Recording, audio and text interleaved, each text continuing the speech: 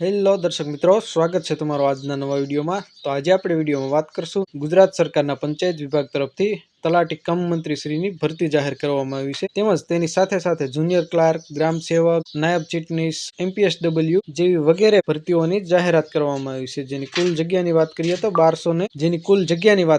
1251 જેટલી જગ્યાઓ છે અને ફોર્મ ભરવાની તારીખ તેમજ શૈક્ષણિક લાયકાત વગેરે આપણે આ આગળ નોટિફિકેશનમાં વાત કરશું અને આગળ આ વિડીયોમાં જોશું। તો દર્શક મિત્રો, વિડીયોને અંત સુધી જોતા રહેજો અને ચેનલમાં નવા હો તો ચેનલને સબસ્ક્રાઇબ કરી લેજો, જેથી અમે આવી નવી ભરતી તેમજ નવી માહિતી તેમજ નવી ભરતીના અપડેટ રિલેટેડ વિડીયો પોસ્ટ કરીએ તો તેની નોટિફિકેશન તમને મળતી રહે। તો ચલો દર્શક મિત્રો, આપણે વિડીયોની શરૂઆત કરીએ। તો દર્શક મિત્રો, તમે સ્ક્રીનમાં જોઈ શકો છો જે ગુજરાત સરકારના પંચાયત વિભાગ તરફથી જે ભરતી જાહેર કરવામાં આવી છે તેમાં વિવિધ પોસ્ટ અને વિવિધ જગ્યાઓ છે। તો એક લાઈન બાય લાઈન આપણે જોતા જઈએ તો સૌપ્રથમ લેબોરેટરી ટેકનિશિયનની વાત કરીએ તો 43 જેટલી જગ્યા છે। ત્યાર પછી સેકન્ડ નંબરે છે જાહેરાત જે સ્ટાફ નર્સની છે તેની 36 જગ્યાઓ છે। ત્યાર પછી ત્રીજા નંબરે છે વિસ્તરણ અધિકારી ખેતીની 12 જગ્યાઓ છે, તેમજ ચોથા નંબર ઉપર પશુધન નિરીક્ષકની 23 જગ્યા છે। ત્યાર પછી આંકડા મદદનીશની 18 જગ્યા છે। ત્યાર પછી જુનિયર ફાર્માસિસ્ટની 43 જગ્યા છે, વિસ્તરણ અધિકારી સહાયક ગ્રેડ 2ની 8 જગ્યા છે, તેમજ સંશોધન મદદનીશની 5 જગ્યા, મુખ્ય સેવિકાની 20 જગ્યા છે, તેમજ ગ્રામ સેવકની 112 જેટલી જગ્યાઓ છે। ત્યાર પછી ફિમેલ હેલ્થ વર્કરની 324 જગ્યા, મલ્ટીપર્પઝ હેલ્થ વર્કરની 202, તેમજ જુનિયર ક્લાર્ક વહીવટી હિસાબી શાખાની 102 જગ્યા, તેમજ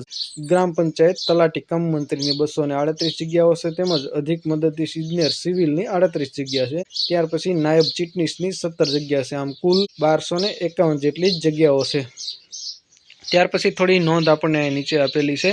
ઉપરોક્ત જગ્યાઓની સંખ્યામાં સરકારશ્રીની સૂચનાને આધીન મંડળ જરૂર જણાય વધઘટ કે ફેરફાર કરી શકે છે, તેમજ ભરતીની પ્રક્રિયાના અનુસંધાને આ જાહેરાતમાં કોઈ પણ કારણોસર તેમાં ફેરફાર કે રદ કરવાની આવશ્યકતા ઊભી થાય તો તેમ કરવાનો મંડળને સંપૂર્ણ હક અને અધિકાર રહેશે અને મંડળ આ માટે કારણો આપવા બંધાયેલ રહેશે નહીં। ઉમેદવારોને ઓનલાઈન અરજી કરવા માટે છેલ્લા દિવસ સુધી રાહ ન જોવી, વહેલી તકે ઓનલાઈન અરજીપત્રકમાં નિયત વિગતો પૂરતી ચકાસણી સાથે ભરી ઓનલાઈન અરજી કન્ફર્મ કરી કન્ફર્મેશન નંબર મેળવી લેવાનો રહેશે। આ નોટિફિકેશનની આપણે તારીખની વાત કરીએ તો 25 માર્ચ 2025ના રોજ જાહેર કરવામાં આવી છે, એટલે કે આજથી 5 થી 7 દિવસ પહેલા જાહેરાત કરવામાં આવી છે। હવે આપણે ઓનલાઈન ફોર્મ ભરવાની તારીખ જોઈ લઈએ। દર્શક મિત્રો, તમે સ્ક્રીનમાં જોઈ શકો છો ગુજરાત પંચાયત સેવા પસંદગી મંડળ ગાંધીનગર દ્વારા પંચાયત સેવા વર્ગ 3ની નીચે પત્રકમાં દર્શાવેલ ખાલી જગ્યા પર સીધી ભરતી ફક્ત દિવ્યાંગ ઉમેદવારો માટે પસંદ કરવા માટે તારીખ 15 એપ્રિલ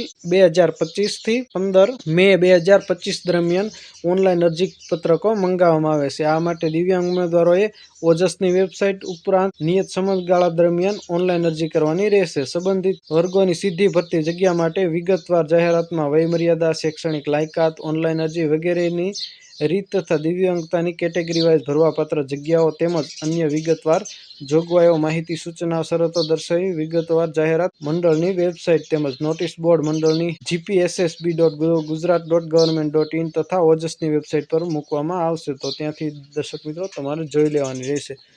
તો દર્શક મિત્રો, ફક્ત એક દિવ્યાંગો માટે આ એક પંચાયત વિભાગની જે ભરતી હતી તેની મેં તમને માહિતી આપી। આશા રાખો આ વિડીયો તમને પસંદ આવ્યો હશે। વિડીયો પસંદ આવ્યો તો વિડીયોને લાઇક, શેર અને ચેનલને સબસ્ક્રાઈબ કરવાનું ભૂલતા નહીં।